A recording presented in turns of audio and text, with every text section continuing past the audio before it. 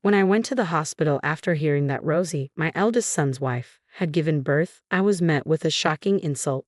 Rosie sneered at me, saying, "Since you're just a dirty farmer holding my daughter, it'll cost you $1,000 each time." Her words were a cruel jab at my occupation, implying that I was unworthy and unclean. My anger erupted. I had endured previous instances of disrespect, always striving to maintain a civil relationship because she was my son's wife, despite our differences. But this was the breaking point. Rosie's disdain for my profession, her blatant disrespect, and her mocking attitude had filled me with a profound sense of disgust. I resolved in my heart to sever all ties with her. Determined to make a statement, my husband and Anne left the hospital, choosing not to present the baby gift we had brought.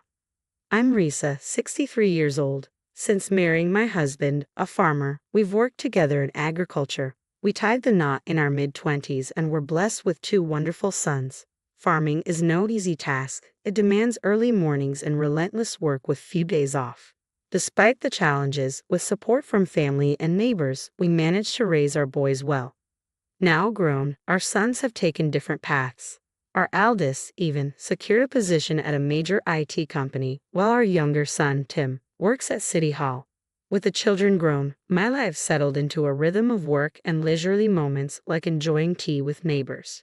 Tim married Sharon, a local classmate, a few years after starting his job, and they built a house nearby, visiting us often. Even, on the other hand, seemed entirely absorbed in his career and never spoke of marriage.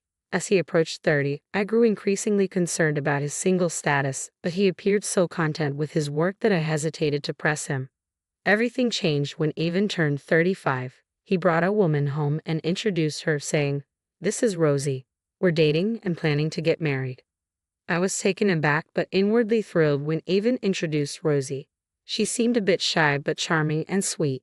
At 28, she was younger than Avon, though such age differences are not uncommon these days. I was delighted that Avon had found someone special, but Rosie's demeanor shifted noticeably when we discussed our work. "So, your parents are farmers?" she asked, her tone tinged with surprise. "Yes, that's right. We primarily grow leafy vegetables like arugula. The produce we harvest is really fresh and tasty. We just picked some this morning. Please take some with you. I'd love for you to try them." Rosie's smile faded into a look of discomfort. I wasn't sure if I had said something wrong, but before I could dwell on it, Avon smoothly changed the subject.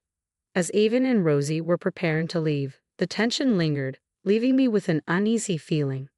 "Oh, don't forget to take the vegetables," I said as I handed them to Rosie. She looked at them with a clear expression of disgust and muttered, "Dirty." "What?" I was taken aback. "They're covered in soil because they've just been harvested. They're in a plastic bag, so they won't soil your car. Just wash them well before cooking." "I don't even want to eat such dirty vegetables." Her reaction left me in shock. "It's not that dirty, it's just a bit of soil.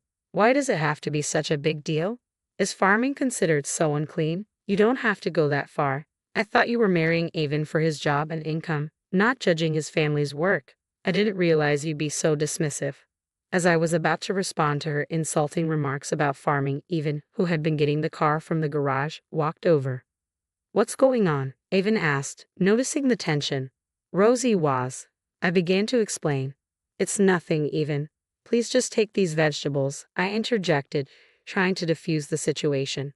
"They're offering," Rosie cut in loudly. Avon, still looking confused, took the vegetables from my hand. "Thanks, Mom. I'll call you later about the wedding and everything," he said before heading back to the car. Rosie followed him, but as soon as Avon wasn't looking, she leaned in close to me.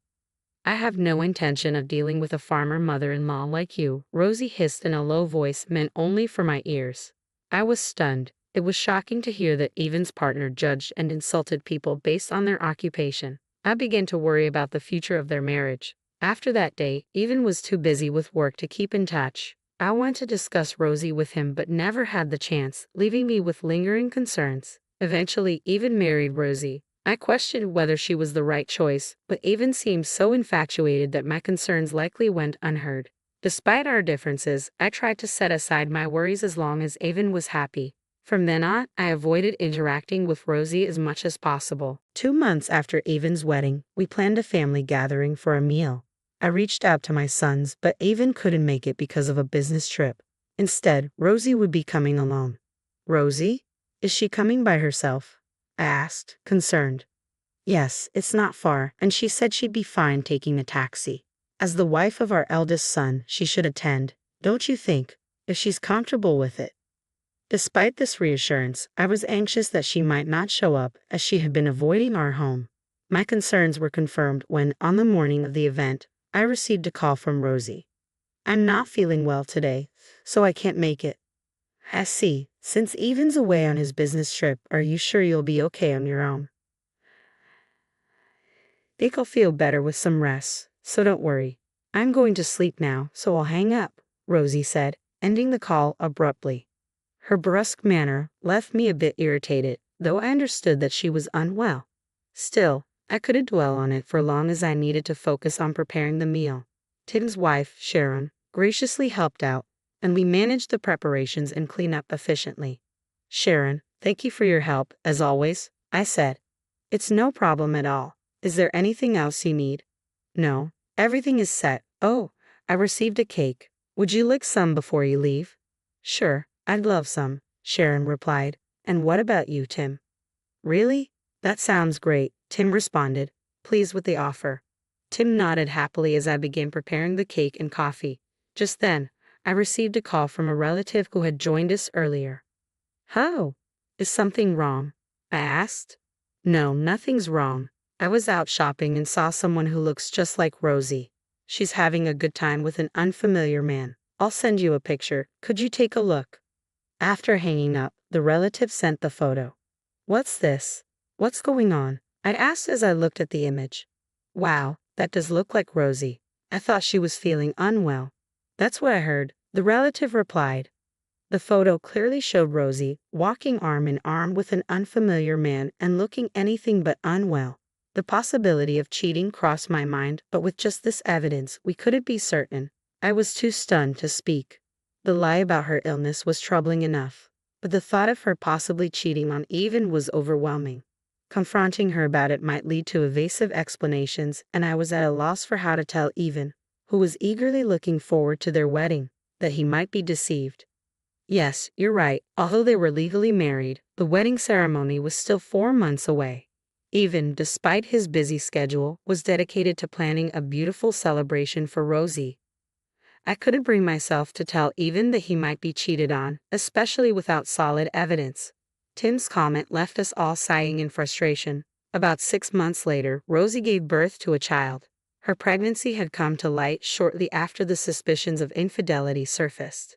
Despite my lingering doubts about her fidelity, I was genuinely thrilled about the arrival of my first grandchild. When we heard the news, my husband and I went to the hospital. In the room, Rosie was holding the newborn. Congratulations on the birth. How are you feeling now? I asked. Still a bit tough, but better than I expected, Rosie replied. I'm glad to hear that. Is Evan at work? He was here until just a moment ago, but he left after getting a work call, Rosie said, gently stroking the baby. She's adorable. May I hold her? At my request, Rosie's expression soured. What? No, absolutely not. Don't touch her. Why would you say that? I asked, taken aback. Because it's dirty. Farmers always have dirt under their nails, don't they? I can't let such hands touch my daughter. She looked at me and my husband with disdain. If you really want to hold her, it'll cost you. Mother-in-law, you're dirty, so holding my daughter costs $1,000 each time. Given your background as farmers, you probably don't have that kind of money. I was overcome with anger as Rosie laughed mockingly. Despite my efforts to treat her with respect as my son's wife, even though we didn't get along, I had reached my breaking point. Rosie's contempt for people's occupations and her insulting remarks had filled me with disgust. I resolved in my heart that I would have nothing more to do with her. Then I'll give up, I said, and with that, I left the hospital without leaving the baby gift. Half a year later, Tim and his wife welcomed a long-awaited grandchild, a charming baby boy who was so adorable that everything he did seemed precious. As I was focusing on preparing for my grandson, Rosie suddenly arrived at our house. Hey, is it true that you bought Sharon a stroller and baby clothes? She demanded, her voice full of anger. I sighed. What's this about? Yes, we bought Sharon a stroller and clothes. Is there a problem with that? I asked. Why buy gifts only for Sharon? You never buy anything for my daughter, Rosie retorted. That's because you called me dirty, I replied. I figured you wouldn't want anything from someone you deemed unclean. Rosie's face twisted in frustration. Well, if I could get presents, it's a different story. I thought it was pointless to be nice since you're poor, but if you're giving such nice things, maybe it should have been more cordial. With a sigh, she continued, I'm surprised you could afford such a nice stroller on a farmer's income. It's a popular brand, even among celebrities, right? It was expensive, but it's lightweight and easy to maneuver, so I thought it was a good choice. And just so you know, despite what you say about being poor, we earn about $70,000 a year. There's no way a farmer can earn that much, Rosie said dismissively. I sighed again, frustrated with her ignorance. Our farm is large and efficient, with machinery that helps us harvest a substantial amount of vegetables. The quality of our produce allows us to sell at a higher price. We have contracts with restaurants across the country and sell directly, ensuring a stable income with no surplus. You clearly don't understand farming, yet you make such unfounded claims. I have no intention of continuing any association with you, so please leave. But it's unfair that you only bought gifts for Sharon. You didn't even give me a baby present, Rosie protested. I'm sorry, but I won't give a gift to someone who calls me dirty. We always give gifts to Sharon as a token of our appreciation for her help. She actively participates in family gatherings, assists with household chores, and even helps me with technology, which I'm not great with. It's our way of showing gratitude for her constant support. There's no reason to give gifts to someone like Rosie, who does nothing but make rude comments. Still dissatisfied, Rosie continued to complain loudly outside our house. As her ruckus started to attract unwanted attention from the neighbors, Even emerged from the house. What's going on here? He asked, clearly annoyed. What? Why is Even here? I thought you were at work, Rosie said, surprised. I took the day off. I needed to ask something, Even replied. Rosie gaped at his unexpected arrival. Evan then turned to her and asked, Why are you insulting my mother and demanding gifts? How can you say such things? It's not like that, Rosie stammered. Caught off guard in front of Even, who she had always tried to impress, Rosie began to panic. I just told her to stop because she tried to touch the baby with dirty hands. Then she got angry and started being mean to me. That's terrible, don't you think? You don't need to lie anymore.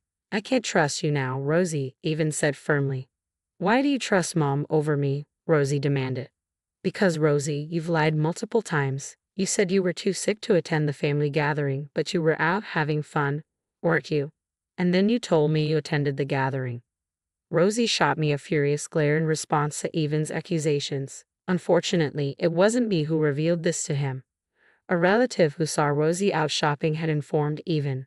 The same relative who sent me the photo had only mentioned that Rosie was out and about without revealing the details about the man. Evan's trust in Rosie diminished upon learning that she had lied. I've heard everything from Mom, Even continued. You've shown a lot of disrespect just because we're farmers. That's because farming is a job for people at the bottom of the social ladder, Rosie retorted. I never thought anyone decent would be involved in it. You insulted Mom and Dad based on your own prejudices without even knowing them. I'm truly disappointed in you, Rosie. I don't want to see you anymore, so please leave, Even said coldly. Rosie's face went pale at his words. Leave? You mean from the apartment? Yes, I can't live with you any longer. Please pack your things and go. The divorce papers will be sent through a lawyer. I'm sorry for what I said to your mother, but a divorce just for that seems excessive, Rosie protested. She clung to Even, tears welling in her eyes. It's not just about that, is it? Even's voice was colder and firmer than I had ever heard. You recognize the man in this photo, don't you? He held up the photo, showing Rosie with an unfamiliar man, the same person from the photo that had been sent by a relative on the day of the family gathering. Why do you have this? Rosie asked, her voice trembling. Actually, I received messages from various people saying they saw you being close with an unknown man, relatives and neighbors, Even explained. Why would they talk about me? Rosie asked, bewildered. People in the countryside love to gossip. Everyone was concerned that Even might be cheated on and quickly informed me. In small communities, news travels fast, and seeing Rosie with an unfamiliar man raised suspicions. I was advised to look into it. Rosie, I hired a detective, and they found a strong indication of infidelity. Rosie, realizing she couldn't escape the situation, glared at me with intense anger. This is why I hate the countryside. Cheating. And what about it? Evan asked. It's Evan's fault for neglecting me. I was lonely, Rosie snapped. If you were lonely, you should have told me directly, Evan responded. I thought it would be a bother, but I promise I won't cheat again. Please forgive me, Rosie pleaded, tears streaming down her face. Despite her distress, Evan's expression remained stern. You said you were lonely because I was always working, but this report shows you were involved with someone even before our marriage. What's that about? Are you still lying to deceive me? Evan asked. That's a lie. It's a false report, Rosie insisted. The report indicates you've been in a relationship with someone since college. You've broken up and gotten back together several times. We even know his name, so maybe it's time to stop lying, Evan said. Rosie's face went pale, and she began to tremble. From the photos, it looks like you've been buying quite expensive items. I didn't realize you were using my money for this. It was just impulse buying due to stress. Even so, you've spent a lot of money on brand name products, money I worked hard to earn. And on top of that, you've been unfaithful. I can't trust you anymore, Evan said firmly. Please, anything but divorce, Rosie begged, tears streaming down her face. Our daughter is still so young. I can't survive on my own if we divorce. Rosie clung to Evan, sobbing. I thought if she was going to act this way, she should have never cheated in the first place. It was too late for regrets now.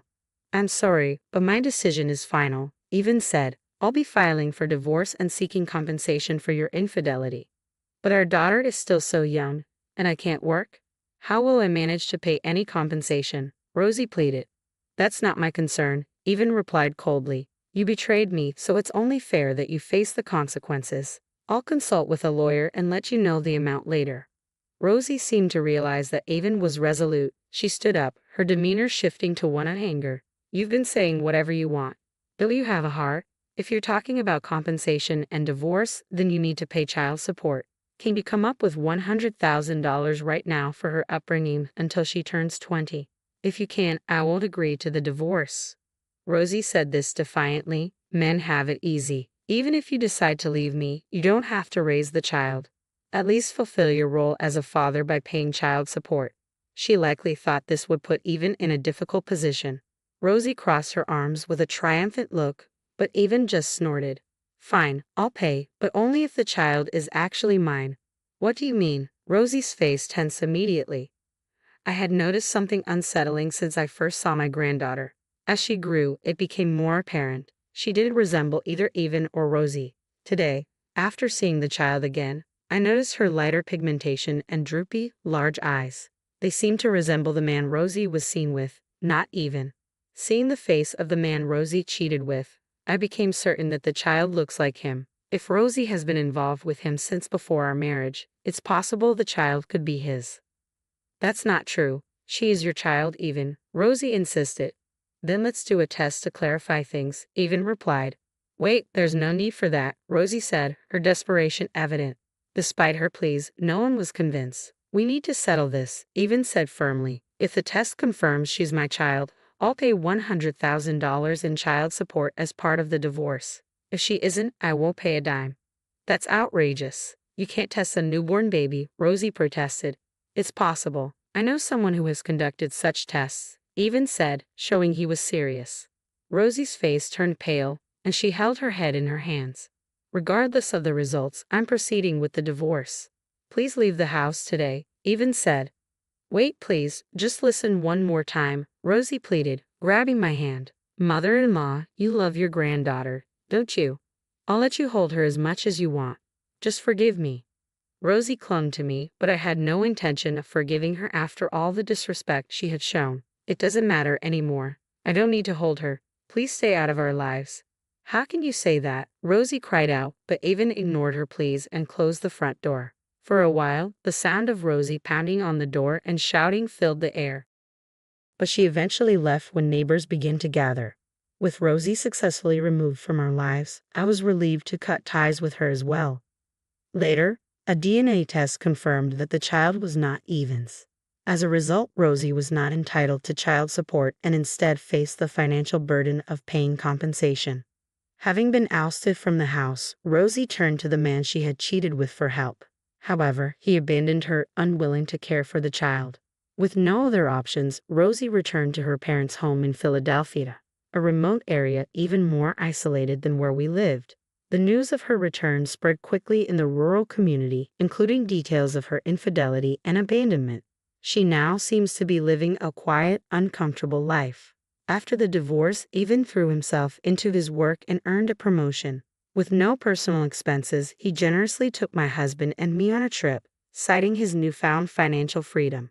Given Evan's family-oriented nature, I believe you will make a wonderful husband and father in the future.